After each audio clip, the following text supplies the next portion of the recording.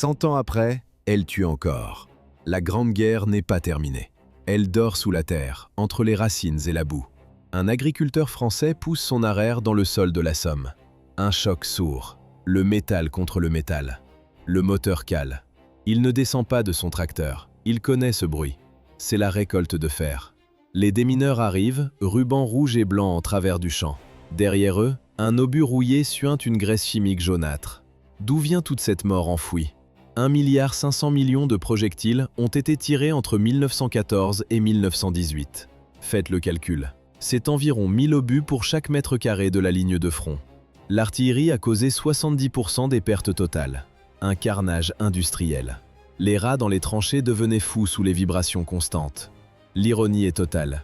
Tout commence en l'an 1 de notre ère, avec des alchimistes chinois. Ils cherchaient l'élixir d'immortalité. Ils voulaient la vie éternelle. Ils ont trouvé la poudre noire, un mélange de salpêtre, de soufre et de charbon de bois. Vers l'an 1000, la recette devient une arme, la lance de feu. Un simple tube de bambou ou de métal fixé sur une pique, porté 3 mètres.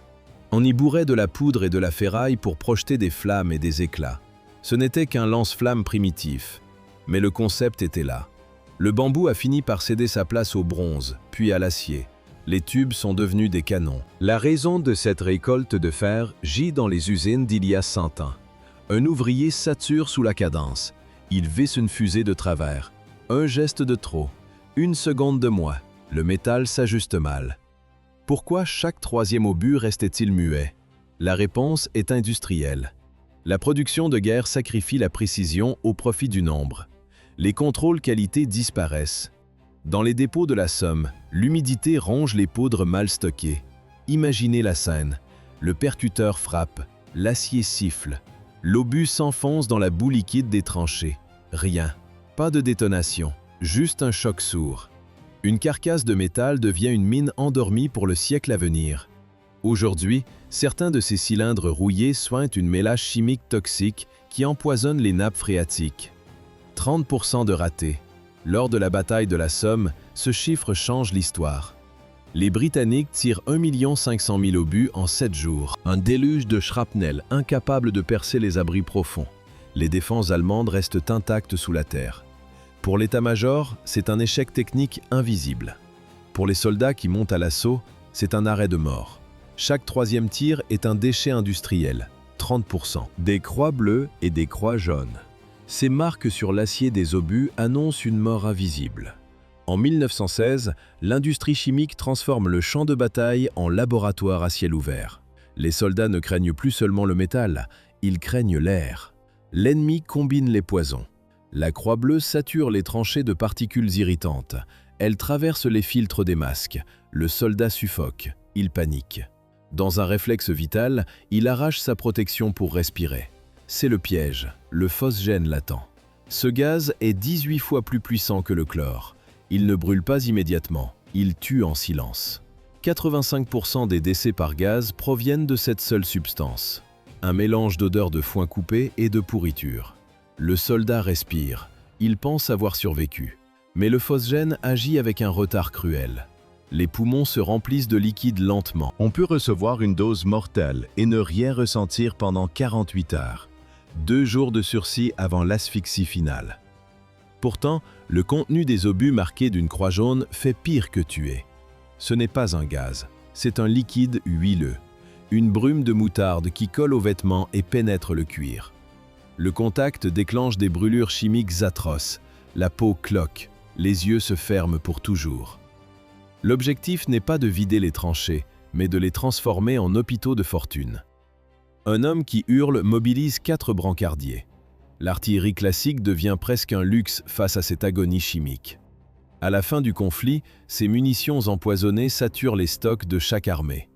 Les effets du gaz moutarde ne deviennent visibles que plusieurs heures après l'exposition. 85% des soldats tués par les gaz sont les victimes d'une seule décision technique prise en 1916.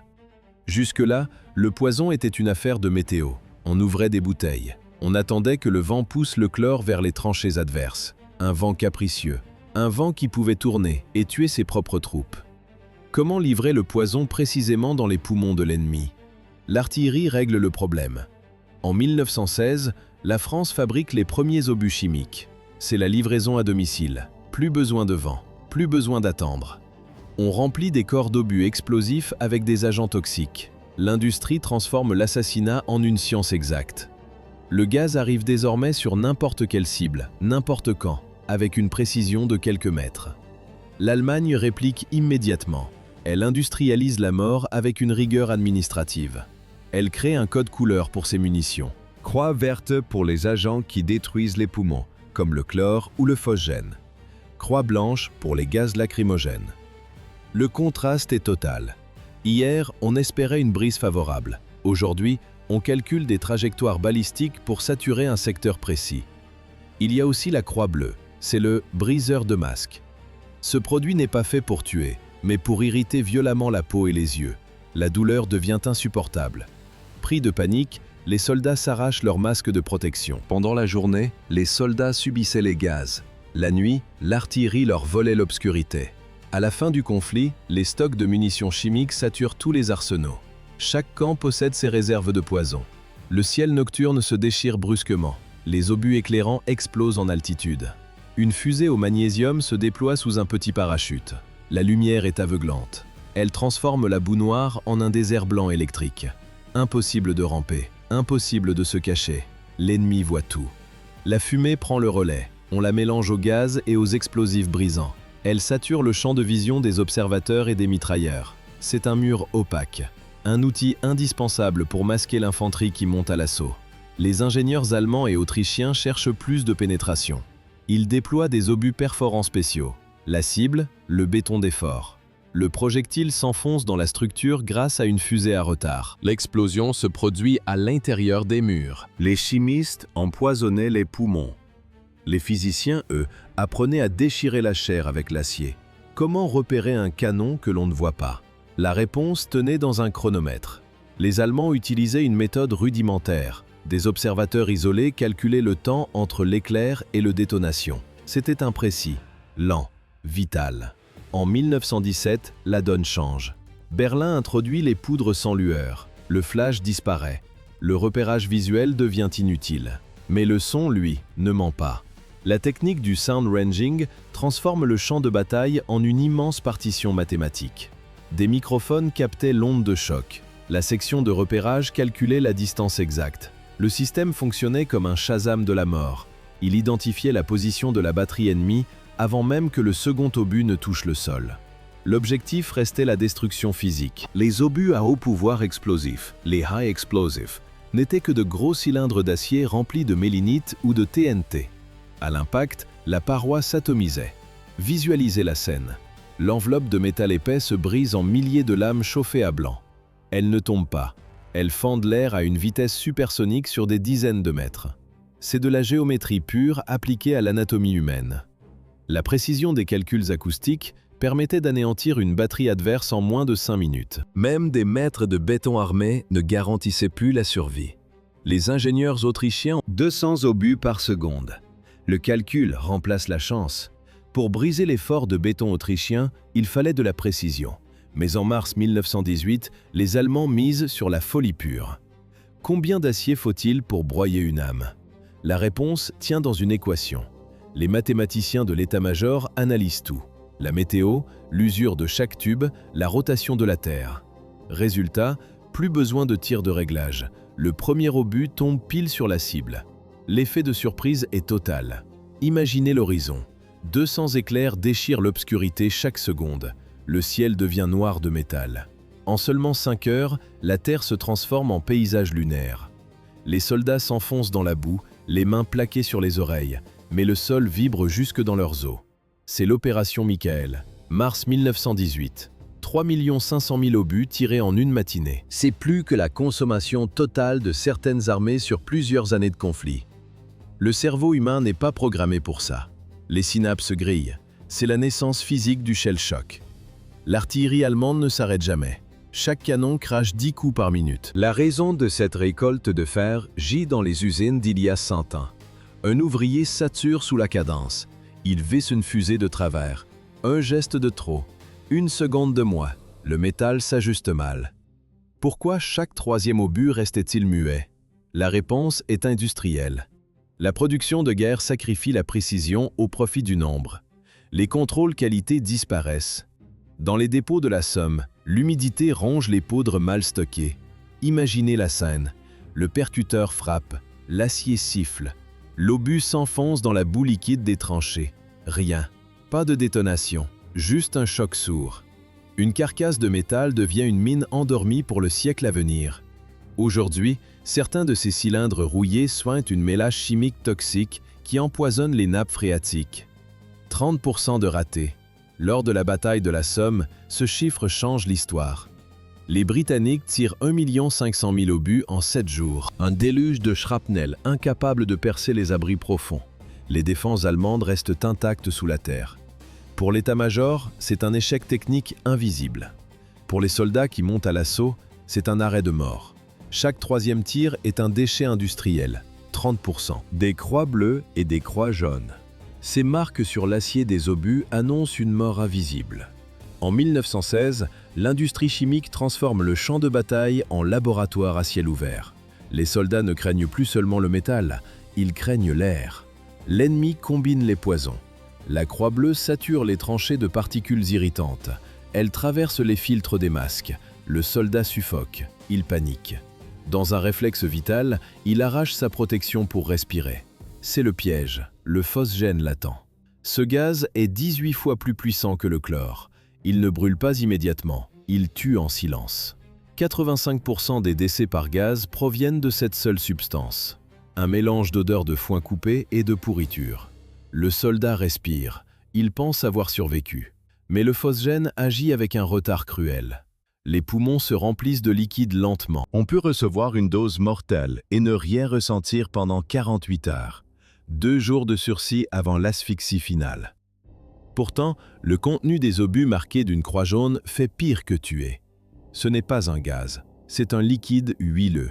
Une brume de moutarde qui colle aux vêtements et pénètre le cuir. Le contact déclenche des brûlures chimiques atroces. La peau cloque, les yeux se ferment pour toujours. L'objectif n'est pas de vider les tranchées, mais de les transformer en hôpitaux de fortune.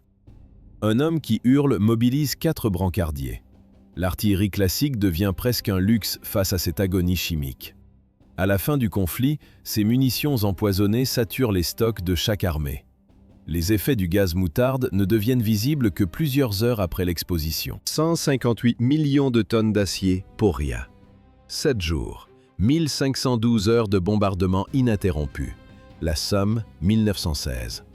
Les Britanniques croyaient à la destruction totale. Ils voulaient pulvériser chaque brique, chaque rat, chaque âme en face. Mais l'acier a ses limites. Le fer prévient l'ennemi. Les colonnes de fumée indiquaient précisément où l'infanterie allait charger. La théorie a échoué. Le sol est devenu un marécage impraticable. Pendant ce temps, les Allemands attendaient. Ils étaient tapis dans des abris à 10 mètres sous terre. Le déluge s'arrête, il remonte, il tire. L'état-major allemand a compris la leçon avant les autres.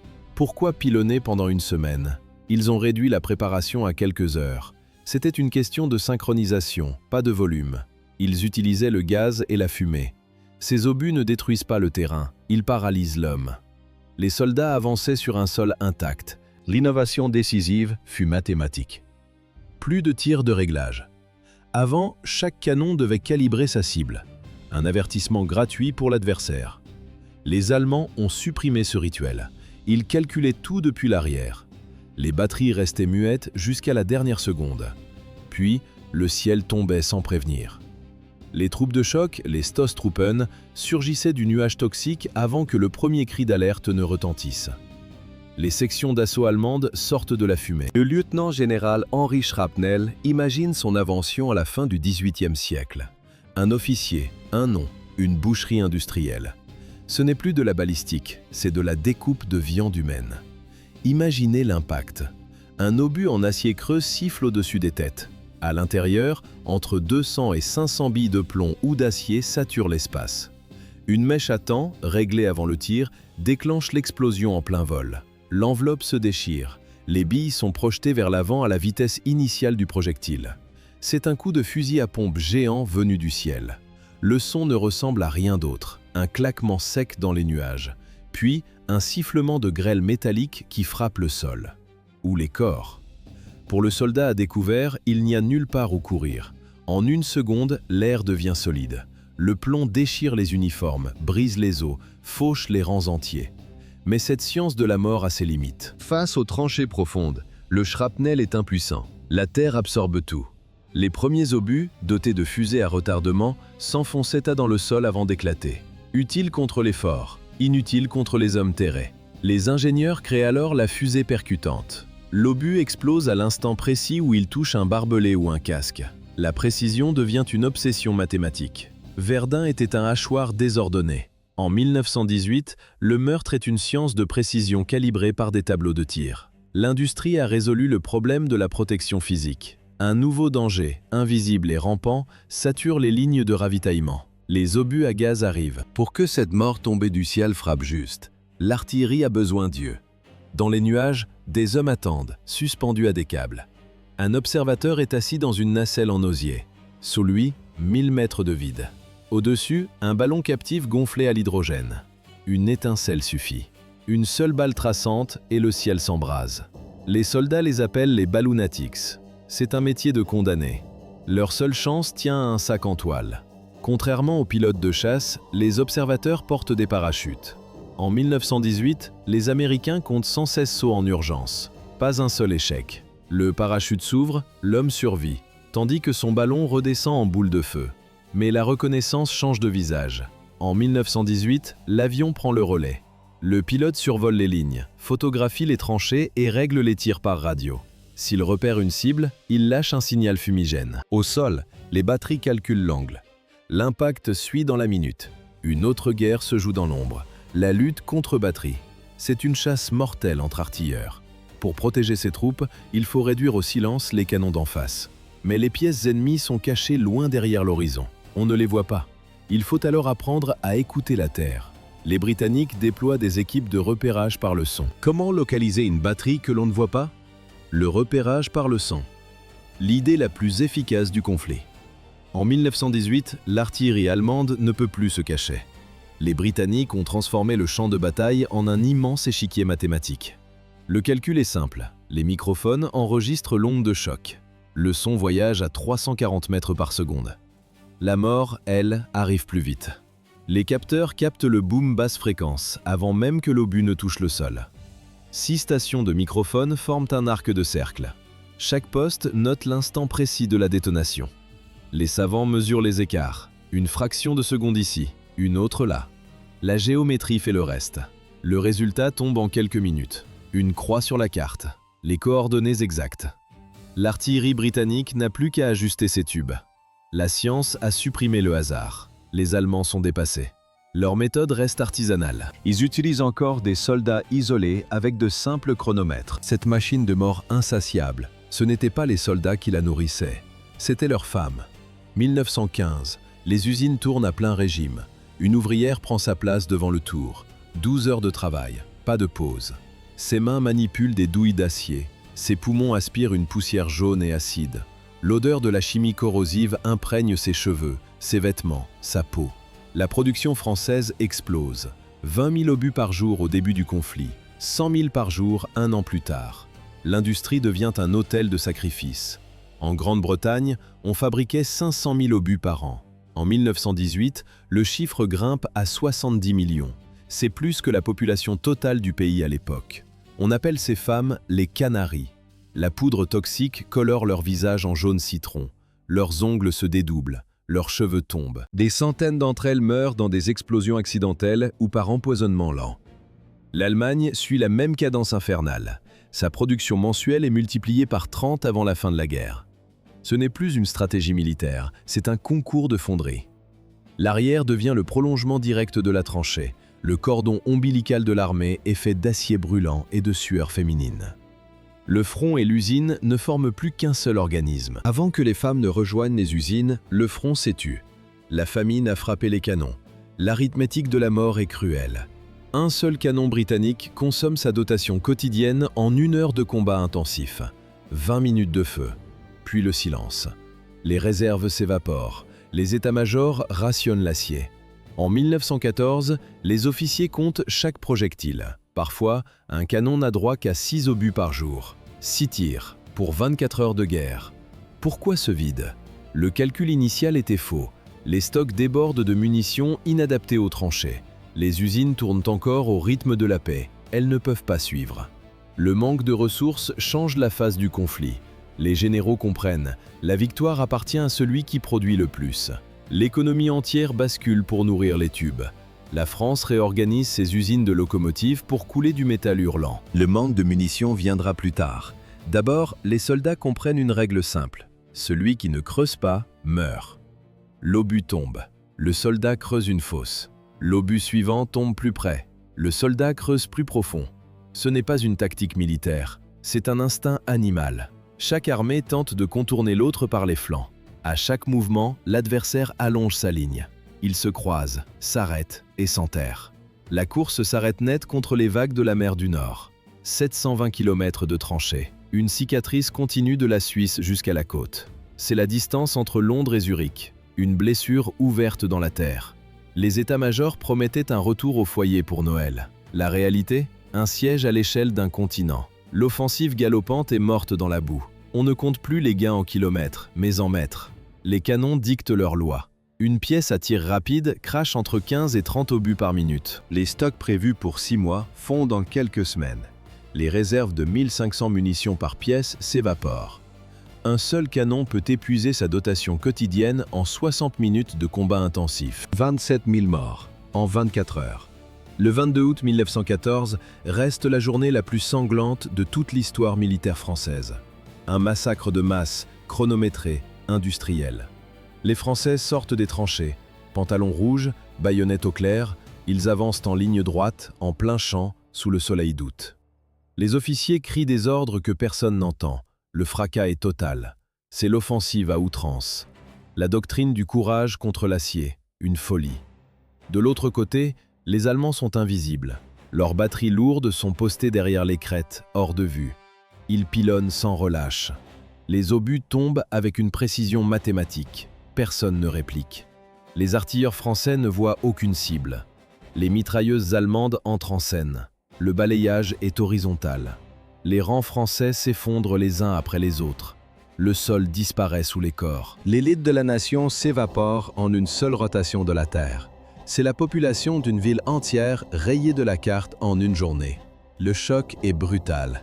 Le romantisme du 19e siècle vient de percuter le mur de la technologie moderne. Le panache ne protège pas des éclats de fonte. La bravoure ne sert à rien face à une cadence de tir industrielle. Le mouvement devient suicidaire. Rester debout, c'est mourir. Les survivants ne regardent plus l'horizon. Ils regardent leurs pieds. Ils sortent les pelles, les couteaux, les mains nues. Pour ne pas disparaître, ils s'enterrent. Les deux armées commencent à creuser profondément dans le sol. Ces 27 000 morts n'étaient pas une fatalité. Ils sont le prix d'une erreur tactique monumentale lors de la bataille des frontières. Les généraux français refusent de voir la réalité. Ils alignent leurs canons de 75 mm en plein champ, à découvert. Comme à l'époque de Napoléon. Les servants chargent les pièces sous les yeux de l'ennemi. Ils visent à vue, en tir tendu. Une cible parfaite. De l'autre côté, les Allemands occupent les hauteurs. Ils ne se montrent pas. Leurs batteries restent camouflées derrière les crêtes, invisibles pour les artilleurs français. Les observateurs allemands ajustent le tir depuis les sommets. La précision est chirurgicale. Les obus tombent du ciel sur une infanterie qui avance encore en formation serrée. Le miracle technique du 75 mm devient un piège mortel. Son potentiel est gâché.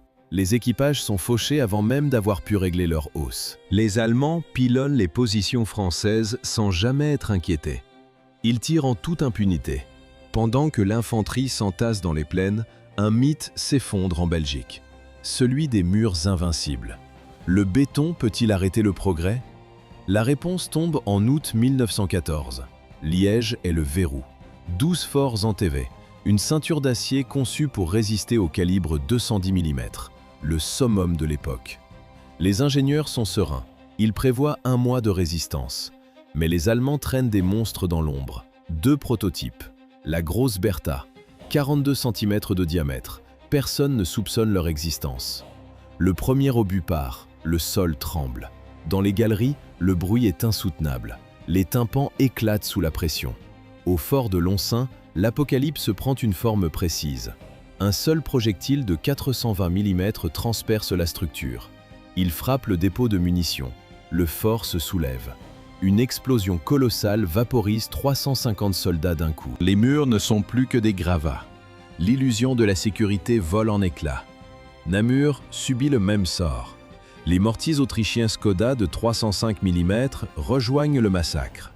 Les forteresses belges tombent une à une. Le verdict tombe. La ceinture de Liège, prévue pour tenir 30 jours, s'écroule en 11. À Namur, le siège ne dure que 4. L'illusion d'une guerre éclair habitait tous les esprits. Les états-majors croyaient encore aux contes pour enfants. Ils pensaient que les nouveaux canons allaient régler l'affaire en quelques semaines. 1 mois, peut-être 2. C'était une hallucination collective. Personne n'avait testé ces monstres d'acier dans une véritable guerre. Depuis Napoléon, l'Europe n'avait connu que des duels brefs entre soldats de métier. On lançait des machines de mort sur le terrain comme on lance une voiture de course sans frein sur l'autoroute. Les puissances se jetaient dans une course effrénée. L'Allemagne accélérait la cadence. Elle voulait plus de tubes, plus de puissance, plus vite.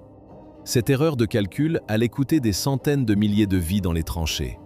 Les offensives brisées transformeront les champs en impasses sanglantes. En août 1914, le rêve de gloire se fracasse contre la réalité. Les troupes allemandes franchissent la frontière belge. Pourquoi avons-nous perfectionné l'art du meurtre pendant des siècles? L'histoire de l'artillerie est une course vers l'abîme. Tout commence en Chine. Les lances à feu primitives cèdent leur place aux premiers canons en métal. Le calibre augmente, la puissance suit. Au Moyen Âge, les bombardes deviennent des monstres de siège, 20 tonnes de fer forgé. Elles propulsent des boulets de pierre pour pulvériser les murailles. L'évolution s'accélère, elle ne s'arrête jamais. Cette illusion d'une victoire rapide en 1914 repose sur des siècles de chimie et de forge. Vers 1850, la rupture est technique. Les ingénieurs adoptent le canon rayé et le chargement par la culasse. La précision change de dimension, la portée explose. La balistique devient une science exacte du carnage. Le monde bascule. En France, les ateliers militaires conçoivent une arme radicale. La pièce de 75 mm sort des usines. Elle possède un frein hydropneumatique. Une révolution technique qui efface le recul. L'armée française déploie son nouveau modèle sur le terrain. L'armée française ne se contente pas d'une nouvelle arme, elle s'offre un mythe. Le canon de 75 mm modèle 1897 devient l'idole d'une nation convaincue de sa supériorité. Tout repose sur un tube de bronze et d'acier qui refuse de reculer. Avant lui, l'artillerie est une brute instable. À chaque tir, la pièce bondit en arrière de plusieurs mètres. Les serviteurs doivent remettre le canon en place, viser à nouveau, perdre un temps précieux. Le 75 change la donne. Son canon glisse sur des rouleaux. L'affût, lui, reste de marbre. Imaginez la scène. Un officier pose un verre d'eau rempli à ras-bord sur la roue de la pièce. Le coup part. Le vacarme déchire l'air. Le tube recule violemment, puis revient en place dans un sifflement fluide. L'eau dans le verre n'a pas bougé. Pas une goutte n'est tombée au sol. Le secret? Un cylindre hydropneumatique. Il encaisse une énergie équivalente à l'arrêt d'une voiture lancée à 160 km/h, sur une distance d'1 mètre seulement. L'air comprimé renvoie le tube vers l'avant. La pièce est prête. Instantanément. La cadence de tir explose. Une pièce de 75 crache 15 à 30 obus par minute. Une véritable mitrailleuse de gros calibre. Les pièces d'avant-guerre peinent à tirer une fois toutes les 60 secondes. La différence est un gouffre. Le 75 devient la reine du champ de bataille. Les généraux se persuadent de son invincibilité. L'offensive à outrance ne jure que par elle. Elle est si parfaite qu'elle rend l'artillerie de campagne allemande obsolète en une nuit. Paris traite le mécanisme de recul comme un secret d'État. On disperse la production des pièces détachées dans toute la France. Les plans restent dans des coffres scellés. Seuls les ouvriers du montage final comprennent le fonctionnement réel du frein hydraulique.